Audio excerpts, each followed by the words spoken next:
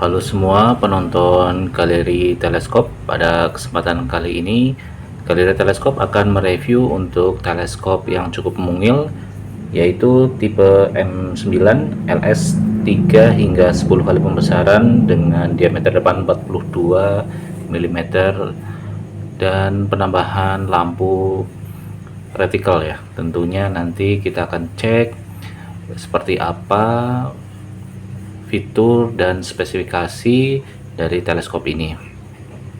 Untuk teman-teman yang belum subscribe, silahkan subscribe, karena dengan melakukan subscribe teman-teman bisa selalu update video terbaru dari channel Galeri Teleskop.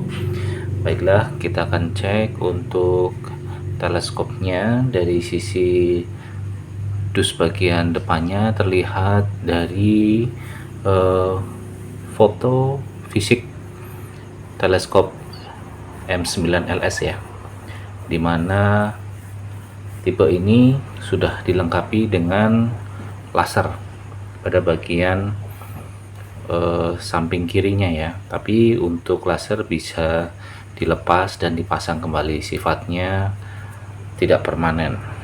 Oke, di sini juga sudah tertera banyak fitur di sini ya, terutama adalah anti getarnya ya. Kita akan cek detail dari teleskop M9 LS ini. Dari dusnya sudah terlihat ya, spesifikasinya lengkap banget, tertera pada dus. Cuma kita akan lihat detail fisiknya seperti apa. Oke.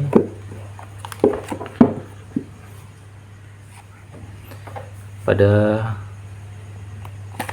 dus di dalamnya ini terlihat ada manual booknya ya, atau reverse scope instruction. Ini instruksi mengenai tipe-tipe bagian dari teleskopnya. Bahasanya Inggris ya, teman-teman bisa cek sendiri nanti kalau udah order teleskopnya.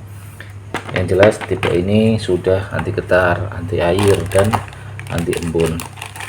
Ini dia lasernya ya teman-teman, laser dari bawaan teleskop M9 ini. Nanti sudah ada untuk mounting Picatinny-nya ya. Mounting Picatinny-nya tinggal dikencangkan atau dipasangkan pada bagian teleskop sebelah samping. Ada lap pembersih dan kunci L ya. Kunci L ada dua, yang satu untuk mengencangkan mounting ke chamber dan yang satu untuk mengatur laser kanan kirinya, atas dan bawah. Ini bagian ini ya, bagian atas dan kanan kiri. Oke, ini sudah kosong. Perlengkapannya cuma itu saja ya.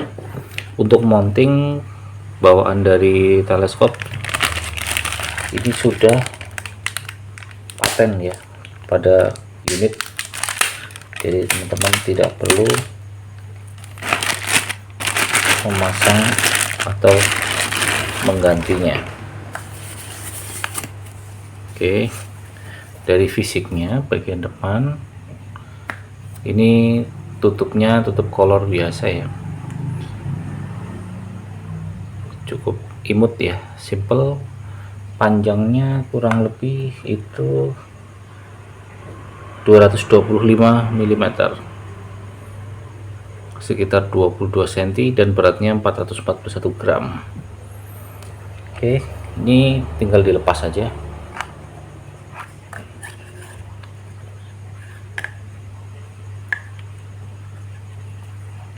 Ini pada bagian tutupnya ya, tinggal dilepas. Nanti lensa depan bisa terlihat seperti menggunakan topi ya, ditutup kayak menggunakan topi, karena ini modelnya seperti ada coakan pada bagian depan.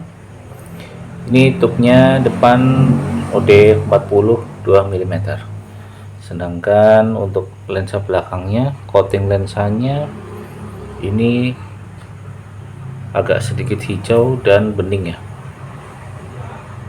lebih cenderung ke bening ya, karena tidak begitu jelas banget untuk coating lensa warna hijaunya. Kalau depan sama saja bening.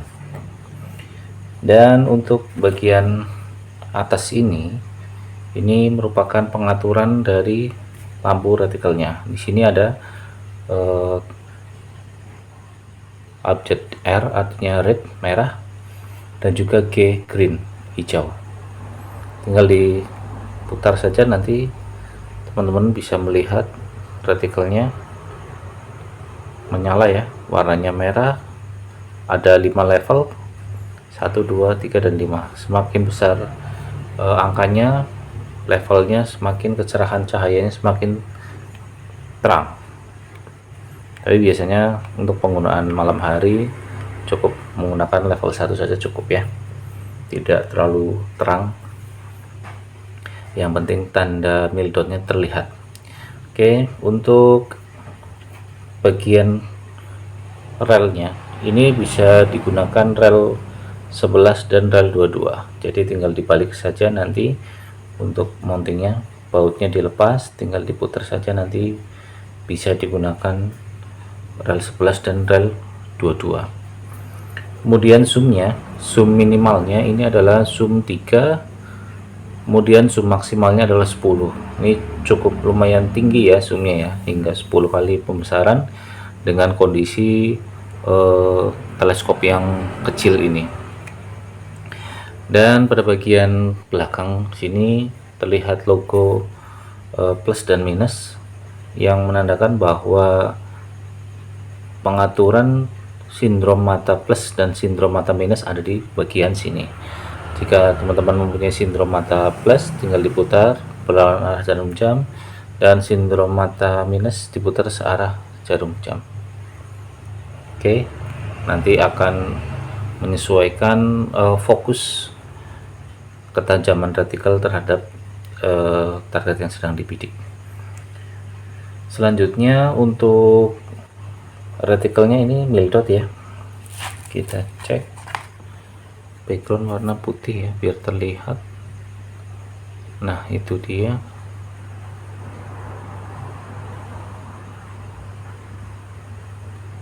mil dot dengan dot ada 4 ya, 4 dot.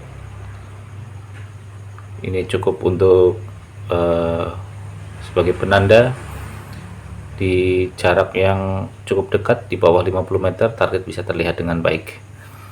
Selanjutnya ada untuk turutnya ya, turutnya cukup simple di sini, tidak seperti turut-turut pada teleskop umumnya yang besar. Ini tutupnya plastik ya teman-teman, harganya di bawah 500 ribuan ya, cukup murah. Ini kuningan bahannya. Untuk pengaturannya tinggal bisa pakai kuku atau pakai koin, nanti tinggal diputar, atau pakai obeng. Nah itu ya, seperti itu ya, cuma saya nggak ada kukunya, nanti bisa pakai koin ya teman-teman. Ini ada tanda untuk pengaturannya. Nah ini L artinya left, jadi teman-teman ketika ingin melakukan pergeseran turret dari arah kiri ke arah kanan itu dengan cara kebalik ya, dari arah kanan ke kiri dengan mengikuti arah panah tanda L ini ke kiri.